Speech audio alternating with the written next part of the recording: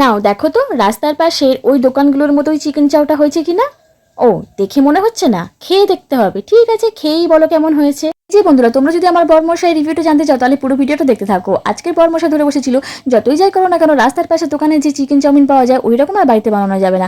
আমি তো বলেই বসলাম, কেন বানানো যাবে না? অবশ্যই বানানো যাবে। বাড়িতে উপকরণ দিয়ে একদম কম তেল মশলায় স্বাস্থ্যকরভাবেই বানাবো চিকেন চাউমিন। চিকেনের কয়েকটা পিসকে টুকরো করে কেটে রেখে দিয়েছিলাম, তার মধ্যে আদা রসুন বাটার স্বাদ মতো নুন আর একটু সয়া সস মাখিয়ে রেখে দিয়ে তারপর এদিকে চাউমিনটা সিদ্ধ বসিয়ে দিয়ে বাঁধাকপি, গাজর, ক্যাপসিকাম, পেঁয়াজ, লঙ্কা, আদা রসুন কুচিয়ে নিয়েছি। তারপর কড়াইয়ের মধ্যে তেল দিয়েছি, তেল গরম হলে আদা রসুন কুচিটা দিয়ে সমস্ত সবজিগুলো তুলে দিলাম। গ্যাস দিলে আর একটা কড়াই বসিয়ে দিয়ে তার মধ্যে সামান্য পরিমাণ তেল দিয়ে চিকেনটাকে ভাজতে দিয়ে দিলাম। এদিকে এবার সবজির মধ্যে দিয়ে দিচ্ছি স্বাদ মতো নুন, একটু সামান্য পরিমাণ সয়া সস আর চাউমিন মশলা। ভালো করে সবজিটার সাথে মিশিয়ে নেব। তারপর দেখবো চিকেনটা কতটা কি হলো, নাড়াচাড়া করে নেব। চিকেনটা সিদ্ধ হয়ে গেলে বা ভাজা হয়ে গেলে এই চিকেনটাকে তুলে দেবো সবজির মধ্যে। তারপরে উপর থেকে একটু কাঁচা লঙ্কা কুচি ছড়িয়ে দেবো আর একটু কোচানো কাঁচা পেঁয়াজ দিয়ে দেবো, দিয়ে তারপরে সিদ্ধ করা চাউমিনটা দিয়ে দেবো। খুব ভালো করে নেড়ে নেব।